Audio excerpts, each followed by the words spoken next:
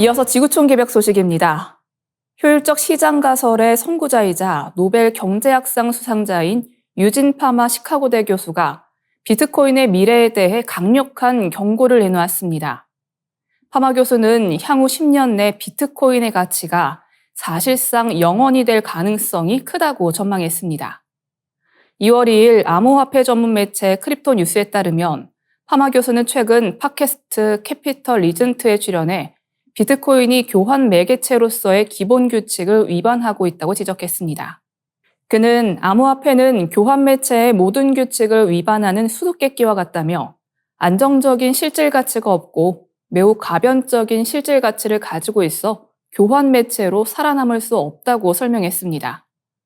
이어 루이지 장갈레스 교수의 향후 10년 내 비트코인의 가치가 0이 될 확률이 얼마나 되냐는 질문에 파마 교수는 거의 1에 가깝다고 답했습니다. 이는 비트코인의 가치가 0원이 될 확률이 100%에 가깝다는 것을 의미합니다. 파마 교수는 특히 암호화폐가 기존 통화이론과 상충된다고 강조했습니다.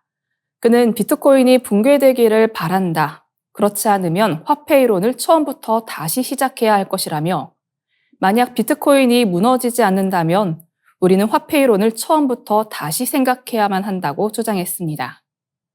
또한 그는 블록체인 기술에 대해서도 의문을 제기했습니다. 파마 교수는 51% 공격 가능성을 언급하며 사람들이 블록체인을 부패시킬 인센티브는 항상 있다고 지적했습니다. 그는 충분한 컴퓨팅 파워를 모을 수 있다면 블록체인을 무너뜨릴 수 있다고 경고했습니다.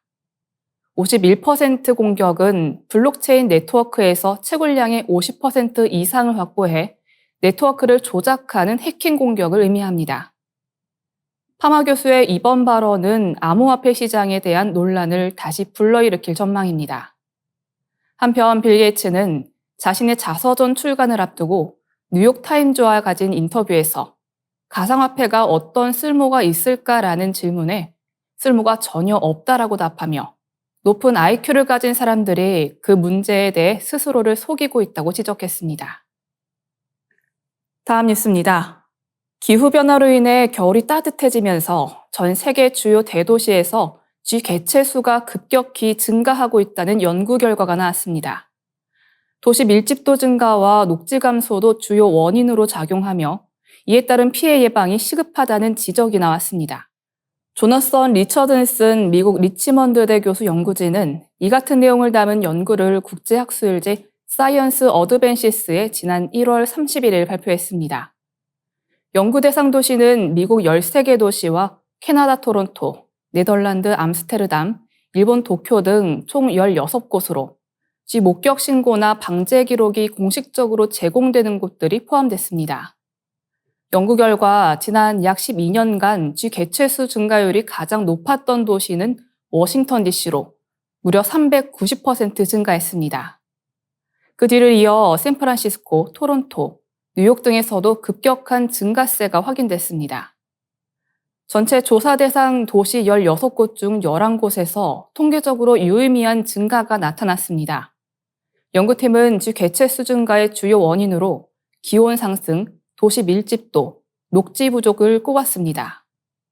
특히 기온 상승이 차지하는 비중은 약 40%로 가장 큰 영향을 미쳤습니다.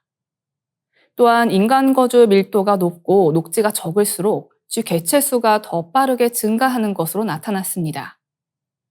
반면 도쿄, 뉴올리언스, 루이빌에서는 쥐 개체 수가 감소했습니다.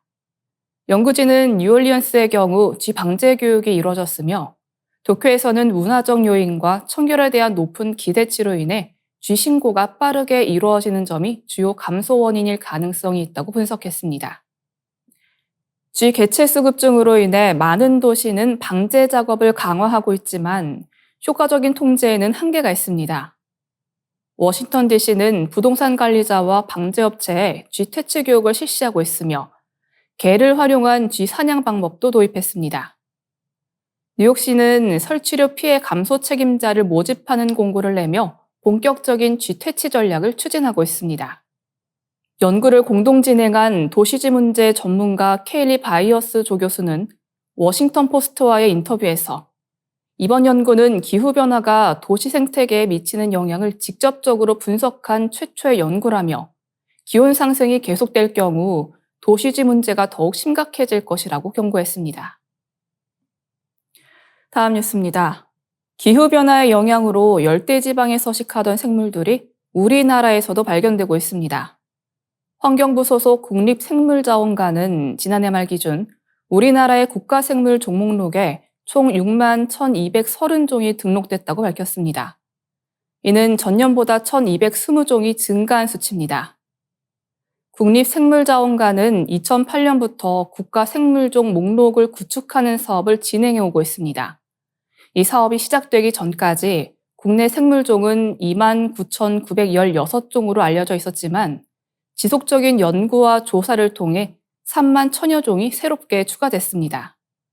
지난해 추가된 생물 1,220종을 분류군별로 살펴보면 식물이 22종, 척추동물이 62종, 무척추동물이 490종, 균류가 111종, 조류가 50종, 원생동물이 15종, 원핵생물이 470종으로 확인됐습니다.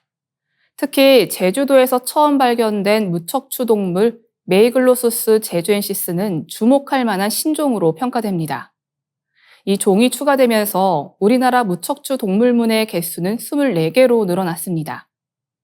기후변화의 영향도 뚜렷하게 나타났습니다. 인도네시아에서 서식하는 노랑 점나비 고기가 통영과 제주도 연안에서 발견됐으며 스리랑카에서 서식하는 뭉툭 혹줄 모래풍뎅이가 태안과 제주도에서 확인됐습니다. 이처럼 어류 5종, 곤충 10종을 포함한 총 15종의 열대성 식물이 새롭게 목록에 추가됐습니다. 전문가들은 이러한 생물들의 이동이 해수온 상승과 대만 한류의 영향을 받은 것으로 보고 있습니다. 한편 지난해 새롭게 호적을 부여받은 생물종은 총 857종에 이릅니다.